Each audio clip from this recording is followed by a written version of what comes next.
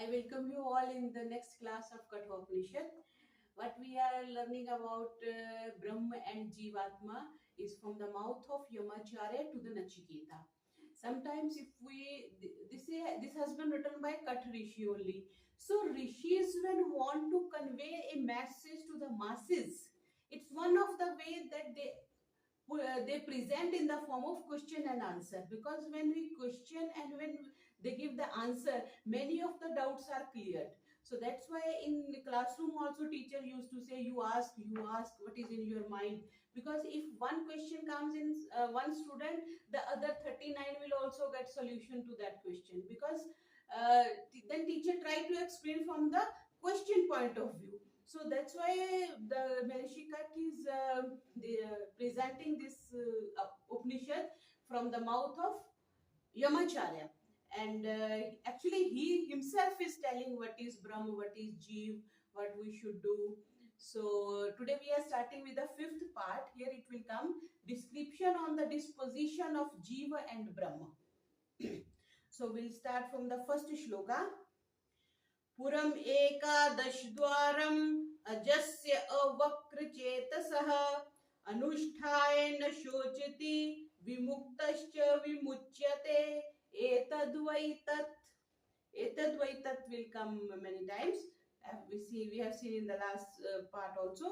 So the Yamacharya is telling that eternal virtuous Atma, the Atma is virtuous and that is eternal. Atma considers the body a place of dwelling which has two eyes, two ears, two nostrils, and one mouth. In this way, all the 10 the senses which we are having, five senses, and 5 plus 5 senses we are having.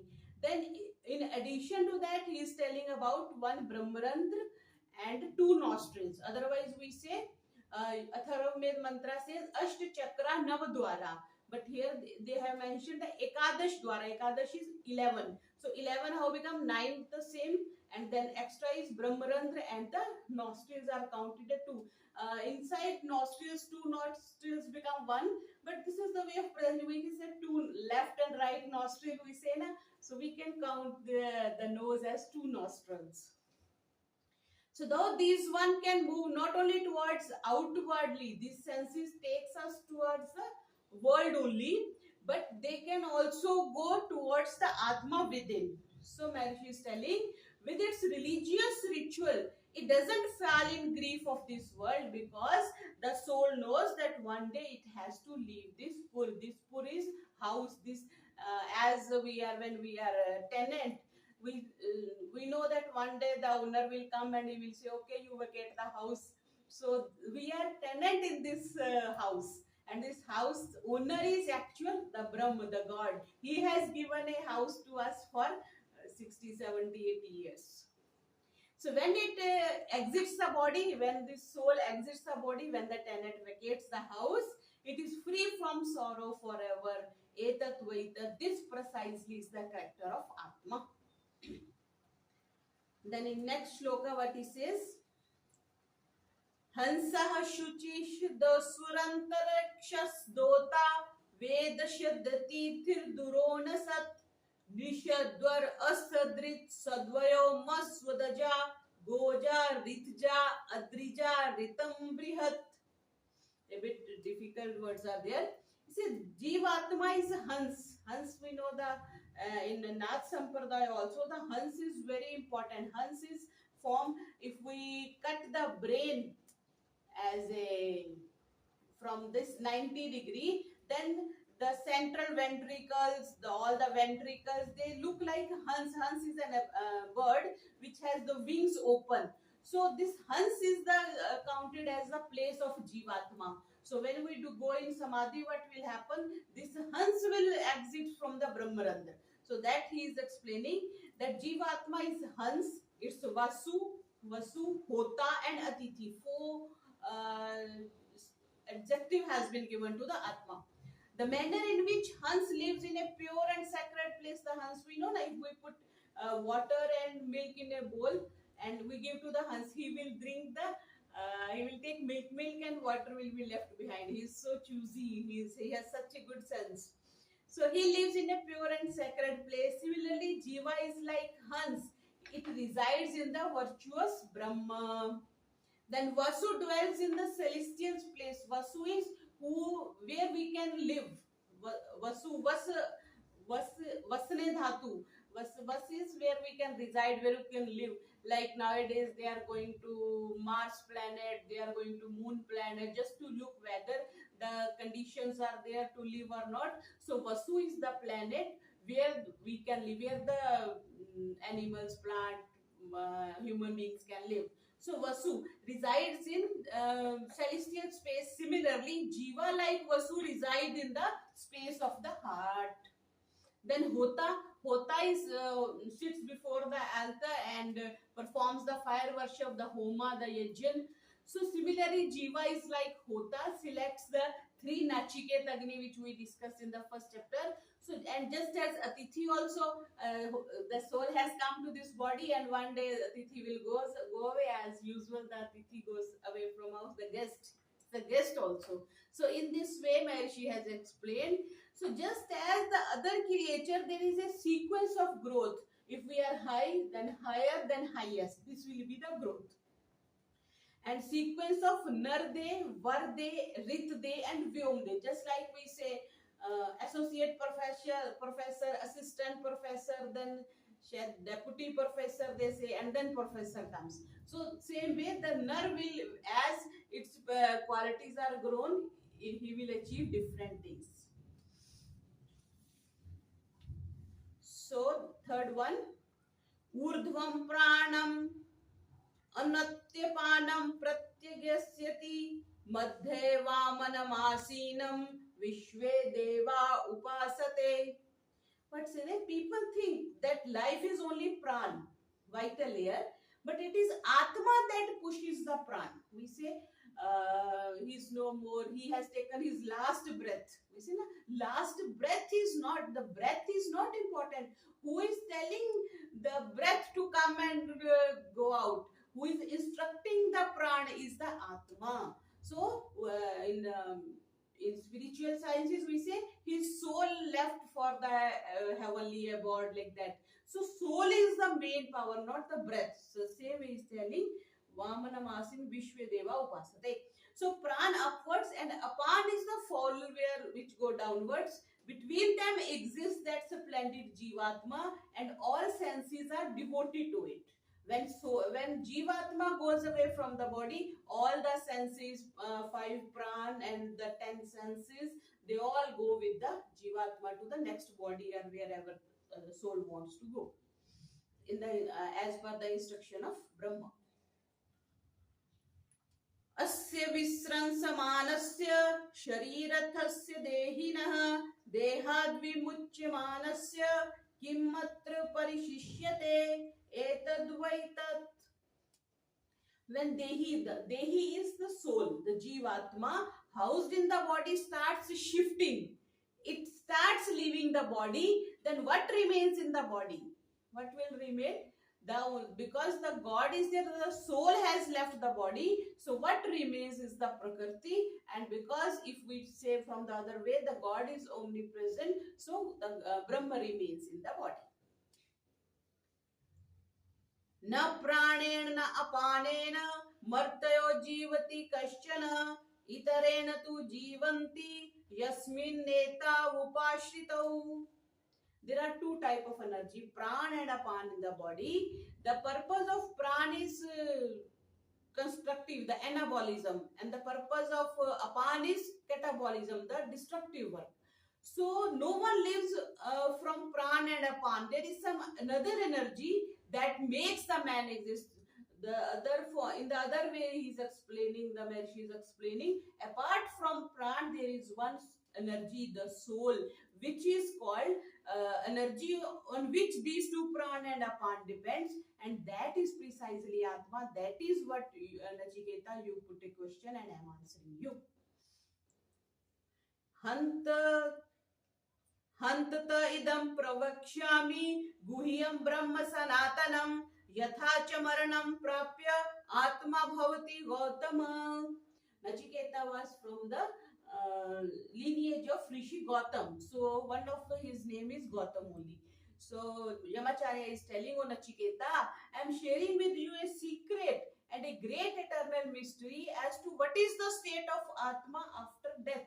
Because his question, third question was na, what will happen to the body, what will happen after the death. So his Yamacharya is telling, now I will tell you. योनिमन्ये प्रपद्यन्ते शरीरत्वाय देहिनः स्थाणुमन्ये अनुसयन्ति यथा कर्म यथा श्रुतम्. As is the karma, as is the wisdom, whosoever accordingly, some take a body in any jeev yoni and form any form of existence after the soul leaves this body. As per its karmas, as per its intention at the time of death, it will take a new form, and it will go to some stationary form of existence also, like tree also it may become animal or the human being as per its karmas. So in 7th shloka, Yamacharya answer to Nachiketa. Yaeshu supteshu jagrati kamam purusho nirmimanah tadeva shukram tad brahma tadeva mrit muchyate tasmin lokah shritah sarve tadunatyati kaschana etadvai tat. After explaining the mystery related to Jivatma, Yamacharya now speaks about the God, speaks about the Brahma, who is awake amongst those asleep, who creates everything from the Prakriti. Each movement is ought to be. He has managed so nicely. The sun has to rise, the moon is to be there, everything is rotating at proper time. Nobody is crossing each other's way. So it's very well disciplined. Not only in the Brahmand as well as in the Pind also. If we go to the body, there are many organs. If a surgeon perform a surgery, what happened when we were in hospital, I used to see after the surgery, if abdomen surgery is there, the stomach is bulging because they are so many organs are in this small body. He has put the lungs, the heart, the intestine is so long. So he has managed in a compact way. But when they do surgery, everything is open. It's very difficult to set it back again, like we see many times. So this how intelligently he has put the organs, and how long the arteries and veins are there, and if we join, many kilometers will be there. The anatomy of body is so mysterious. Same way, everything is set, and if you go minutely, the organs are there. Then every organ has special cells, tissues, and then cells. In cells also, everything is very specific. Mitochondria. Then you go to nucleus. There is DNA, then chromosomes, then genes. So minute to minute and biggest to biggest, the God has maintained with his power. So the same way he is telling, he alone is Shukra, he is the ultimate line, he alone is Brahm, the ultimate being, he alone is the Amrit, immortal. Because of him only everything is happening, whether it is in Brahman or in the Pind. So all the cosmological regions are under his care. None is out of him. We say na, if a son has some fight with father, he say, okay, I will leave your house, I will go away.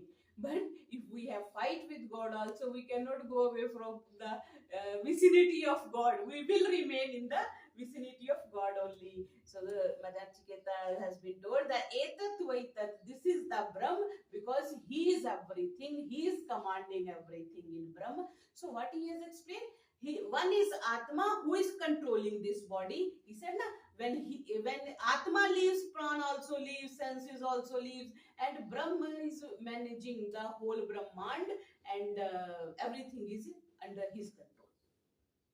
This was the eighth one. So ninth one, Agniyarthaiko bhuvanam pravishto rupam pratirupo vabhuv ekastatha sarvabhutantaratma rupam pratirupo bahishcha. What is telling? Just as fire exists inside every item, the energy what we say is mass. E is equal to mc square. Na energy is equal to mass, and c is the constant. So mass can be converted into the energy, and energy can be converted into the mass. This the science has also proven it. So the same way the Maharishi is telling, just as fire exists inside each and every object, but still it has fitted its character similar to each system.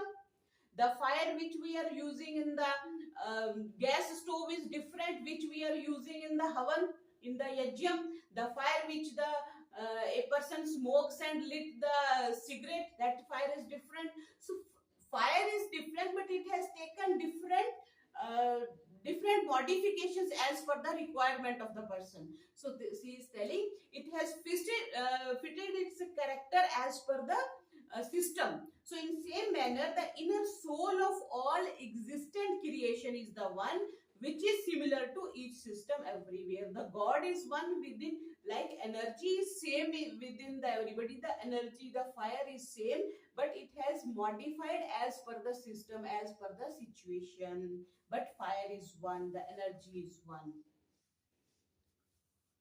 वायुअर्थैको भुवनं परविष्टो रूपं रूपं प्रतिरूपो बभूव एकस्तथा सर्वभूतंतरात्मा रूपम रूपम प्रतिरूपो बहिश्च. Almost same, only one word is the change. Vayu is the wind, we can say, air we can say. So just as air exists in every object, if we have a small house, air is still there, and if we have a bigger house, the air will also be there. So air is the same, but we don't say, oh, bigger house has got more air. Obviously the bigger house has a more air. Same way is telling, the air exists in every object, but still it has fitted its character similar to the system. In the same manner, the inner soul of all existent creation is one, which is similar to each system everywhere. So everywhere, as Vayu is same, the air is same. Similarly, the Brahm is same. सूर्यो यथा सर्वलोकस्य चक्षुर्न लिप्यते चाक्षुर्षयि बाहिर्दोषयि एकस्तथा सर्वभूतंतरात्मा न लिप्यते लोक दुःखेन बाह्यः. Now he is telling about the sun. The sun is the eye of the world. When sun rises, everything, the life is because of sun on this planet. So it is not affected from any flaw or defect in the eye. If someone is blind, the sun still exists. And if someone can see, sun is there. So sun's existence is indifferent from the whether a person can see or cannot see. The same way, Brahm alone is the inner soul of the entire existent creation. He exists everywhere, but we cannot see. Only the yogis can see him. They want to explain it like this: that just as the sun is unaffected by any defect in the eye, similarly Brahm is unaffected from the any of the distress of this world or distress of the universe. एको वशी सर्वभूतंतरात्मा एकम रूपम बहुधा यः करोति तमात्मस्थं येन अनुपश्यन्ति धीरास्तेषां सुखं शाश्वतं न यत्रेषाम्. Very beautiful shloka. But when she say eko vashi sarvabhutantaratma, the universe is not what they say, universe is not unrestrained, everything is well restrained. The gravitational force, the size the gravitational force depends on the size of the planet. So the God has made so intelligently that gravitational pull is there. No one is going out of his its orbit. The earth is moving in its orbit, the moon is moving in its own orbit, the sun is moving in its own orbit. The big Brahman, the big universe, the God has maintained, and it is very well, what we can say is restrained, tied, well managed. It seems under control of someone is controlling na. Otherwise some days the sun is say, oh, today it's very hot, I don't want to rise. So what will happen to the earth? Or the moon say, oh, I want to take 5 days leave, as we take leave from our office. So if moon goes on leave, if sun goes on leave for 5 days, what will happen? Since this universe the God has created, the sun is there. The earth is there, the moon is there. Huh? No holiday, no leave, no festival. If the Babli also sun is there, and if Makar Sankranti is there, sun is there. So this is the beauty. See how dedicated the planets are. In further verses it will come that even the in the instructions of the God, all the planets, everything in the universe is scared of God and they are under the discipline. So he is the only one who has the power to control the universe. He is the controller of the universe. We have controller of examination na. When university exam we give, there is one stamp, controller of examination. So the God is the controller of the universe. He is the inner soul of all existence. He is the creator of various forms of in a similar form.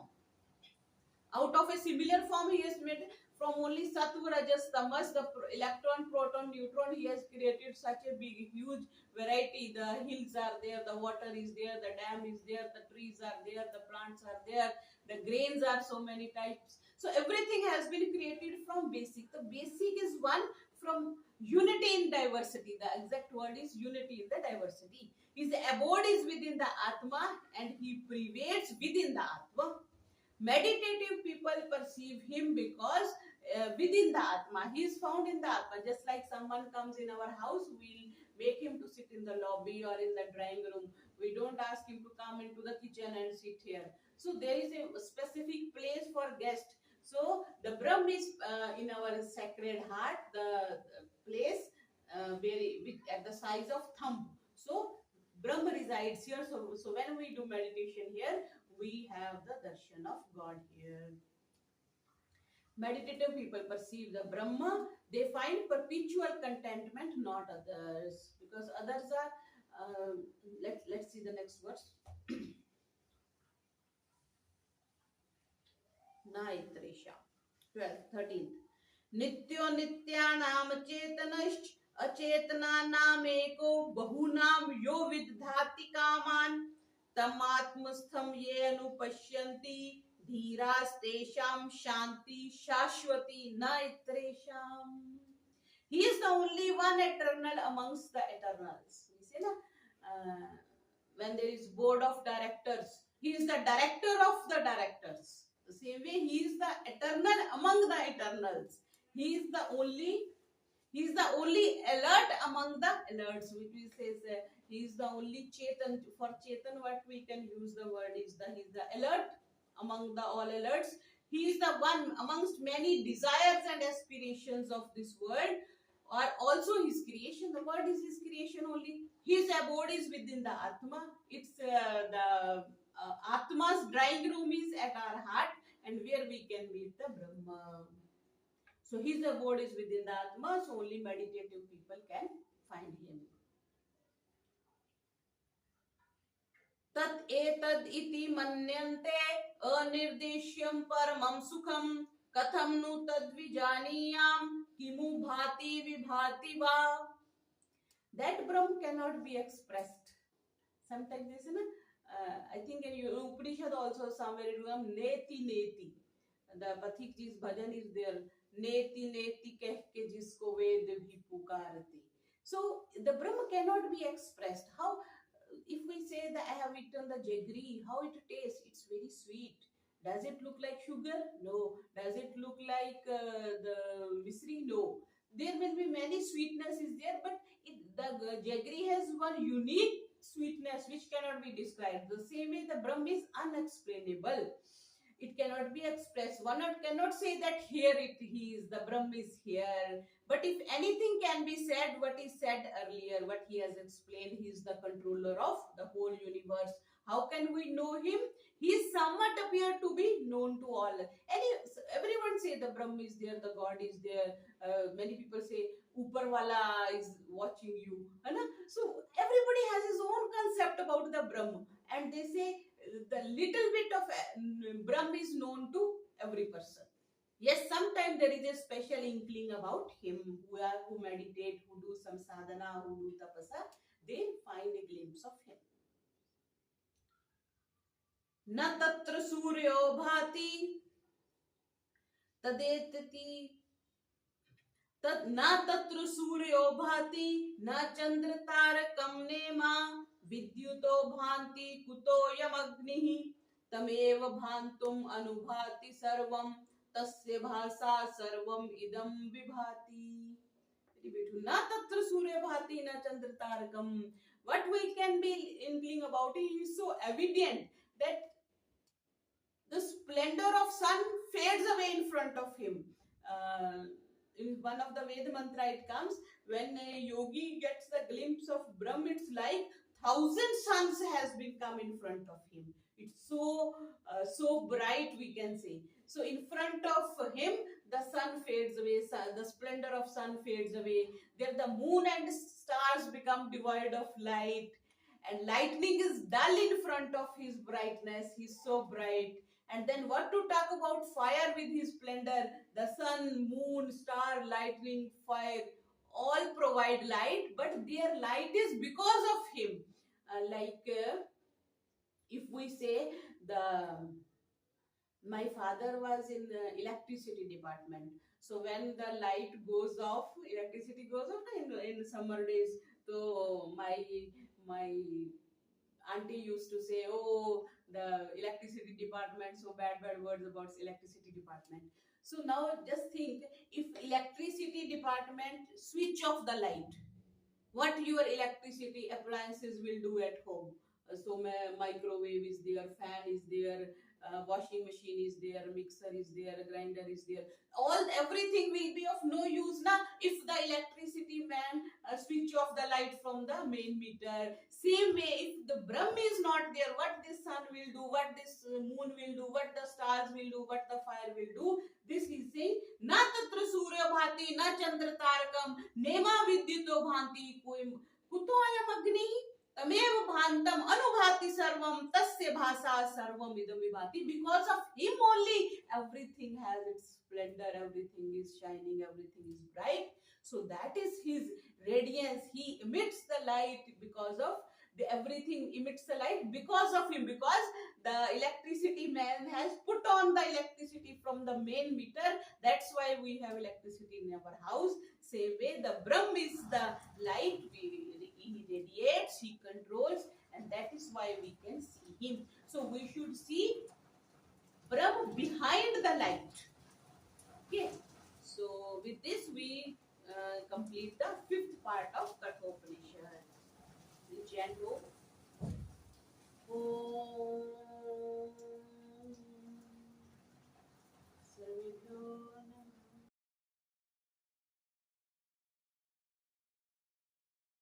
Namaः.